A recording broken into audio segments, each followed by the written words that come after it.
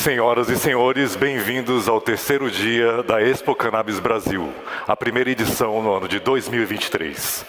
Uma realização Smoke Buddies, Open Green, Bamo, Aleda, King Paper e King Blunt.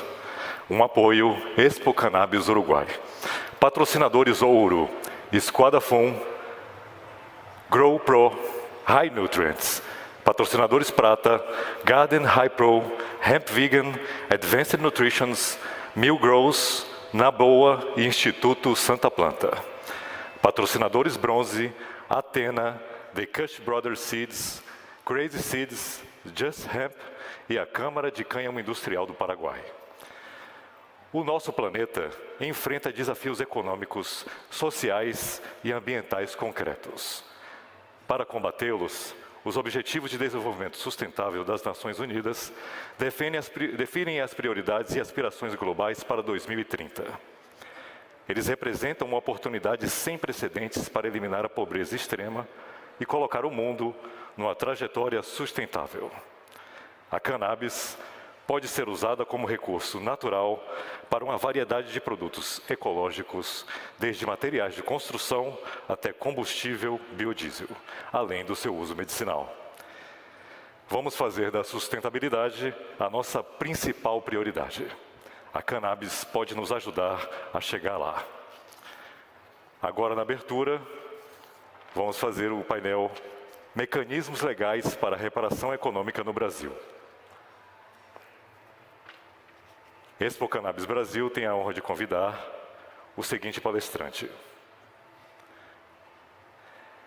Advogado inscrito na OAB do Rio de Janeiro sobre o número 124.871, é sócio do Figueiredo Nemer e Sanches Advocacia Insurgente. Membro da Comissão do Direito do Setor da Cannabis Medicinal, do Conselho Federal da OAB e da OAB do Rio de Janeiro.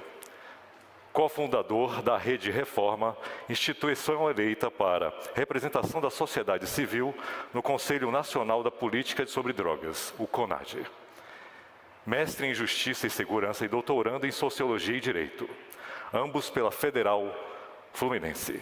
Pesquisador em formação no grupo de pesquisa Psicoativos e Cultura, o Psicocult, do Instituto de Estudos Comparados em Administração e de Conflitos, INEAC.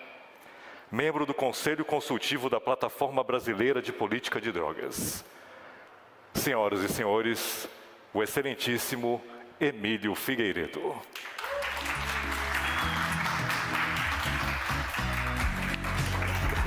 Bem-vindo, doutor Emílio. A palavra com você. Bom dia. Domingão, galera ainda curtindo a noitada de ontem, mas vamos lá tratar desse tema que eu acho que é o mais importante do debate sobre a legalização da maconha no Brasil, um debate fundamental se a gente quer chegar em um lugar realmente bom para todo mundo, né? A gente superar questões bem profundas. E meu diploma já foi apresentado pelo André, e essa questão ela começa há muito tempo, né? Vamos falar assim, pelo menos há 400 anos, quando a questão cultural do consumo da maconha chega no Brasil com as pessoas escravizadas, sequestradas de África, e também, né, um ponto importante quando tem a primeira proibição, né, que é a Lei do Pito do Pango, 1830, na cidade do Rio de Janeiro, e essa proibição, ela é um marco, né, porque é a primeira lei civil proibicionista no mundo, que, né, podemos dizer que é um ponto de partida de uma sofisticação que vai acontecendo nesse mecanismo de controle social. E aqui, bem interessante, né, que fala de escravos e mais pessoas que dele usarem do pito do pango, né, que é a forma como se chamava o consumo da maconha naquela época. E praticamente 200 anos se passaram e pouca coisa mudou. Né? Então, a gente tem a resistência cultural, pessoas pretas, pobres, faveladas, de quebrada, de periferia, de zona rural, né, fazendo uma resistência à proibição, e do outro lado nós temos a reação, né, ou a ação do Estado, uma ação violenta, uma ação repressora, uma reação opressora, né, de realmente seguir punindo pessoas pretas e pobres por lidarem com a maconha, por lidarem com drogas. E se a gente der mole, essa lógica vai continuar mesmo no ambiente legalizado.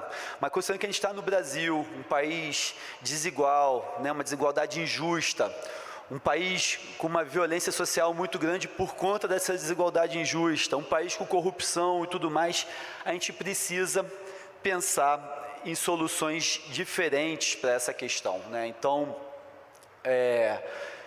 a lei do Pitu do Pango, ela só foi se sofisticando e foi se atualizando conforme o tempo. E a partir de algumas mudanças, a gente começou a falar de legalização. Primeiro era, se legalizarmos, né? Se legalizarmos, como que vai ser? Como seria essa legalização? Né? E aí, marcha da maconha, ativismo, pesquisa, um monte de coisa acontecendo aqui no Brasil, mostrando que a gente precisa pensar de outra forma. E a pergunta passou, né, para quando legalizarmos? Quando nós legalizarmos? Quando, né? Já não era mais se. A gente já sabia que ia acontecer, mas quando nós íamos legalizar? E aí agora a gente chega ao como legalizarmos. Né? Muito fácil pegar uma solução dentro de uma zona de conforto, uma solução de criar uma grande corporação, igual a gente vê com outros setores da economia, e criar, né, realmente um monopólio empresarial, corporativo para a maconha no Brasil. Mas isso não seria coerente com o processo sócio-histórico do Brasil. Esse evento só acontece, a Expo Cannabis Brasil em 2023 só acontece porque há décadas, talvez há séculos, pessoas estão fazendo resistência à proibição. E resistência muitas vezes com efeitos letais para essas pessoas, né? Efeitos infames e efeitos nefastos. Então, essa pergunta de como legalizarmos tem que estar em coerência com esse processo sócio-histórico, tem que estar em coerência com essa luta. A gente não pode fazer algo incoerente, porque senão a injustiça vai seguir se perpetuando. E a gente está vendo, né, entre aspas, aí, um surgimento do mercado legalizado, o pessoal falando de dinheiro, né, em milhões, bilhões, né, muita grana rolando, muita grana sendo falada, e pouca gente observando esse processo sócio-histórico, pouca gente pensando em como fazer algo realmente que tenha uma coerência com essa luta de séculos, né? A gente vê realmente pessoas que nunca se preocuparam, pelo contrário, né? Pessoas que trabalhavam o estigma da maconha, hoje pensando em como ganhar dinheiro com a cannabis, né? Como se fossem coisas diferentes. E assim, a gente tem denunciado, pelo menos desde 2015, eu tenho falado, né, se no dia seguinte da legalização tiver um menino pobre com fuzil na mão, vendendo maconha, quer dizer que a gente legalizou errado. Quer dizer que a gente não deu oportunidade para esse menino pobre empreender no mercado legal. Tem que ser mais interessante para ele estar no mercado legal da maconha do que no mercado clandestino, do que no mercado ilegal. E quem vai fazer isso, essa atração para ele, não é o próprio menino, é quem faz a política pública. Então, quando a gente fala em mecanismo legal, tudo que eu vou falar aqui para frente passa muito por realização de política pública, realização de leis, realização de normas, instrumentos jurídicos que vão construir essa realidade, mas também de práticas da sociedade, né? Práticas do empresariado. E a gente não está vendo isso acontecer. Há muitas empresas, não, a gente tem uma preocupação social, a gente tem carteira assinada. Desculpa, carteira assinada não é função social, carteira assinada é obrigação do empresário, né? Pagar os tributos corretamente é obrigação do empresário, ele não está fazendo nada demais por estar pagando imposto em cima da operação empresarial dele. Ele não está fazendo nada demais quando ele dá todos os direitos do seu empregado, do seu colaborador. Então, esse chamamento para ter uma função social da legalização vai muito além do que está posto. Eu acho que realmente o empresário ele precisa ter noção de tudo o que aconteceu no Brasil e não aconteceu igual em nenhum outro lugar do mundo. Eu vou trazer um case interessante na sequência, mas nenhum lugar do mundo teve o que passou aqui no Brasil com a maconha. Nem processo sócio-histórico único. Quem talvez chegue mais perto, Colômbia e México, que tem processos de transformação social agora a partir da legalização também bem interessantes, mas eu trago aqui para a gente refletir, sem qualquer viés colonial, mas sim porque é um case bem interessante de pressão social. É o case de Nova York. Nova York já há muito tempo, né, os Estados Unidos, aquele processo de estado a estado, de fazer a legalização, né, principalmente do uso recreativo da maconha, né, e mais uma vez vou aqui, estou fazendo isso em todos os espaços que eu falo, passei anos tacando pedra no termo uso recreativo, mas esse termo está fazendo 70 anos de que ele foi publicado pelo Howard Becker no artigo Tornando-se Usuário de Maconha, e é sim um termo, um adjetivo, referência que tem que ser defendido e tem que ser utilizado o uso recreativo da maconha, né? Então, esse é o mercado que está se transformando nos Estados Unidos, e Nova York foi um case bem interessante. É um case bem interessante, porque a opinião pública em Nova York já tinha uma base favorável à legalização da maconha há muito tempo. Só que o processo de criação das leis, de criação das normas lá, estava repetindo o que já aconteceu em outros estados norte-americanos, principalmente Colorado. Lei feita por branco, para branco ficar rico, né? E o movimento, principalmente o movimento negro de Nova York, falou assim: não, calma aí, não, vocês não vão fazer isso aí, porque quem está aqui levando o tiro da polícia há um tempão somos nós. Quem teve que aturar tolerância zero, né, aquela política lá do Giuliani, fomos nós. Quem teve todo o problema com drogas e tudo mais, né, falta de apoio do Estado, fomos nós. Aí agora que vão pegar a maconha e vão legalizar, vão dar para os branquinhos ficarem ricos, de ficarem mais ricos, não. Eles embarreiraram o processo de legalização durante 2 anos. Durante 2 anos já tinha opinião pública favorável, já tinha força política favorável, mas o modelo proposto era um modelo que não contemplava o movimento social, que não contemplava aquela realidade sócio-histórica de Nova York. E, finzinho de 2022, essa é a foto da primeira venda de maconha legal nos Estados Unidos, em Nova York. Uma mulher negra, mãozinha dela ali em cima, entregando para um homem negro a primeira compra de maconha legal no estado de Nova York. E é isso que a gente precisa aprender com eles. Não dá para a gente fazer uma legalização no Brasil que não passe pelas pessoas que foram criminalizadas, que foram perseguidas imagina, quando fizeram uma lei em 1830, o que já estava acontecendo na sociedade brasileira, no Brasil colônia, na verdade, né? Naquela época, na verdade já não era mais colônia, né? Já era Brasil independente, mas tudo bem. Mas o que já ia acontecer desde o Brasil colônia aqui para poder fazer uma lei de realmente dar cadeia para quem fumasse pito do pango. Então, assim, essa questão do movimento travar um processo de legalização, dizer, não, essa legalização não é condizente com o que a gente quer. É fundamental que a gente tenha esse debate aqui no Brasil. PL 399 está aí. Não é um PL que tem esse reconhecimento sócio-histórico. A gente precisa trazer essa coerência, né, largar um pouco o oportunismo, porque o pessoal que investia em outras coisas, né, tem uma galera até que ganhou dinheiro com a escravidão, né, muita gente inclusive, e que hoje está querendo ganhar dinheiro com maconha, mas é isso, não tem a menor preocupação. E o case de Nova York traz um aprendizado interessante, o México também traz um aprendizado interessante, Colômbia também traz um aprendizado interessante, mas o Brasil é sem igual. O Brasil, o que ele tem de tamanho, de mercado e de sofrimento, nenhum lugar do mundo tem igual. E aí, realmente, a gente já vem fazendo essa pressão, faixa da Marcha da Maconha, desse ano aqui em São Paulo, a maior Marcha da Maconha do Brasil, talvez uma das maiores do mundo.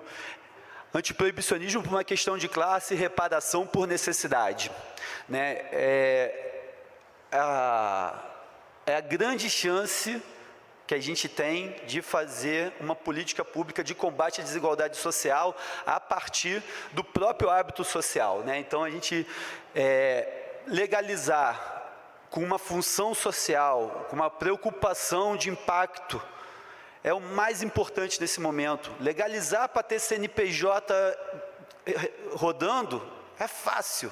Isso aí qualquer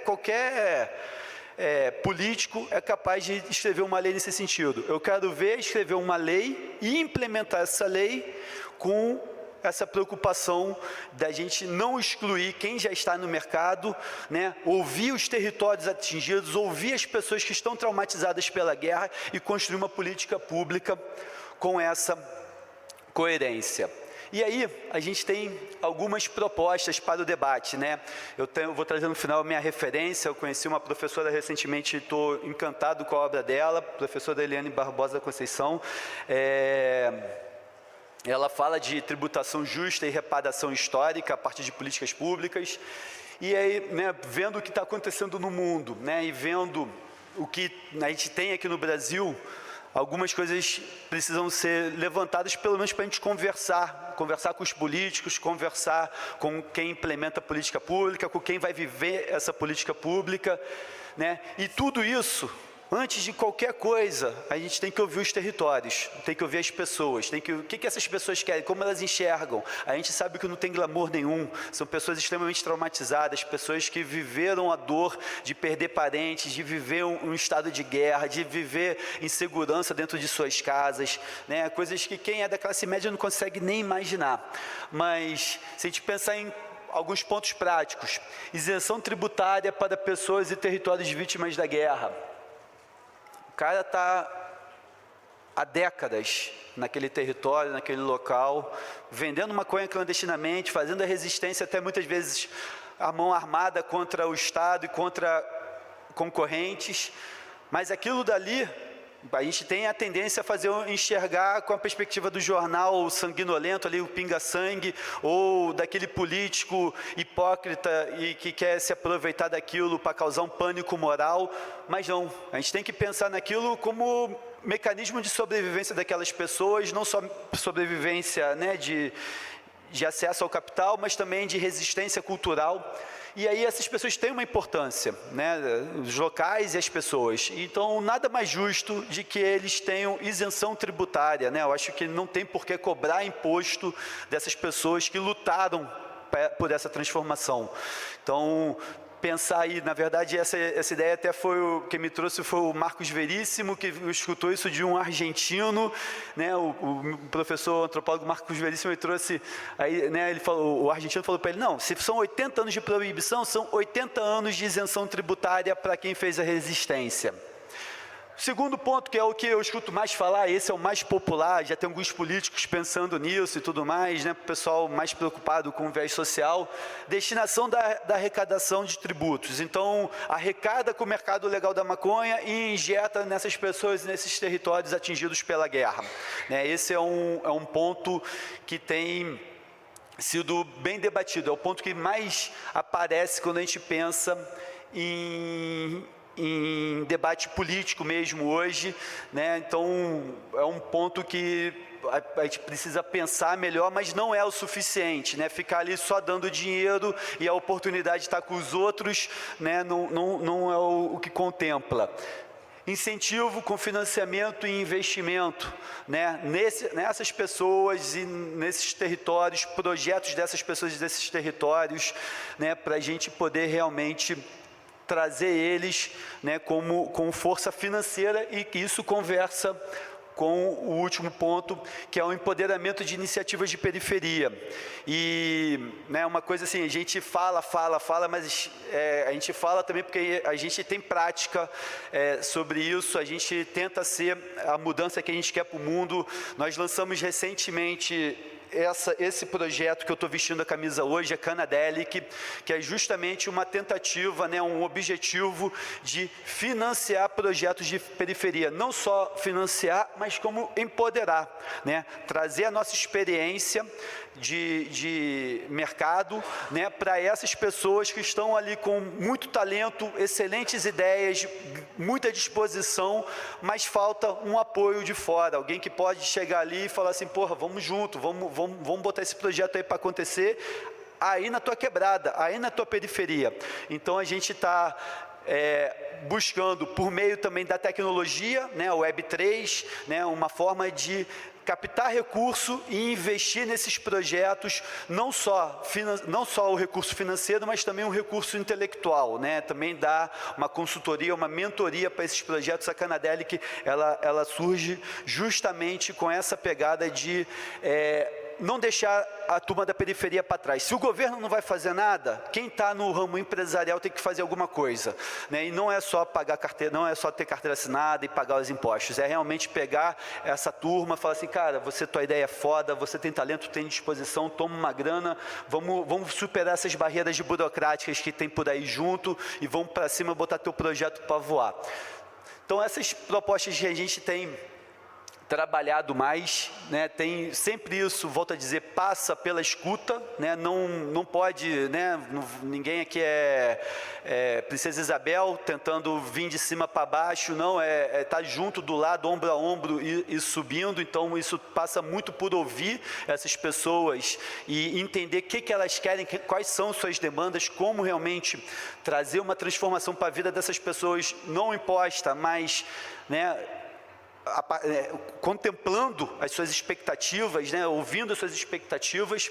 E eu acredito muito nisso. Eu acredito que a legalização no Brasil é uma grande oportunidade para fazermos uma verdadeira revolução social focada na periferia, com geração de emprego e renda, além de todo o impacto ambiental possível.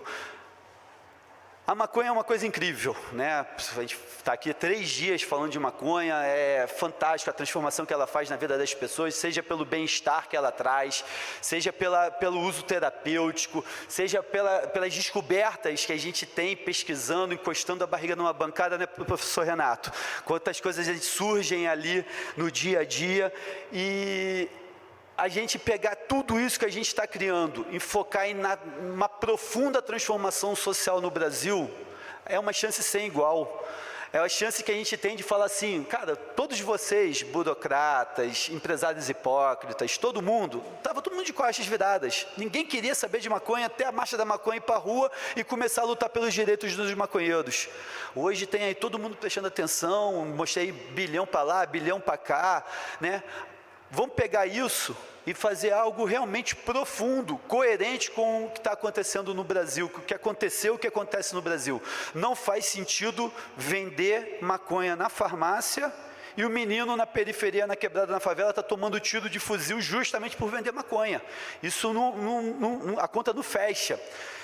Então, vamos fazer uma revolução. Esse debate só está começando, como eu disse, né, se legalizar, quando legalizar, o como legalizar começou agora. A gente não tem ainda debates profundos, mas já tem gente olhando para isso, e aí entra a professora Eliane Barbosa da Conceição, Tributação Justa e Reparação Histórica. Ela traz uma linha do tempo dos processos de reparação em diversos lugares. É bem interessante essa obra dela, realmente muito inspirador para poder transformar a partir da regulação da maconha. E é um trabalho que a gente só está começando. Estamos fazendo a Canadelic, estamos apoiando diversos projetos já de periferia, né? Quanto advogado, a gente tenta prestar consultoria para a turma, tenta advogado que é de quebrado, que é de periferia, a gente traz junto, vamos, né? Tenta dar um suporte, mas é um trabalho que está só começando. E eu acho que esse evento, como é um marco, né, é a primeira vez que a gente faz uma Expo Cannabis com esse nível de profissionalismo, esse nível de estrutura, aqui em São Paulo, a mídia toda olhando, milhares de pessoas para lá e para cá, todo mundo fumando aqui fora, né? Eu acho que a gente tem, sim, uma grande oportunidade de promover esse debate. e, mais do que debater, adotar práticas como a gente está fazendo, estamos começando aqui a fazer com a Canadelic, para a gente transformar essa sociedade. Eu encerro por aqui, esses são os meus contatos, essas são as iniciativas que eu faço parte. Agradeço a todas, a todas e a todos, muito obrigado.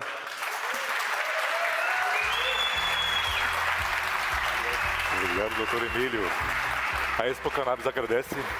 Por gentileza. Agora vamos para a próxima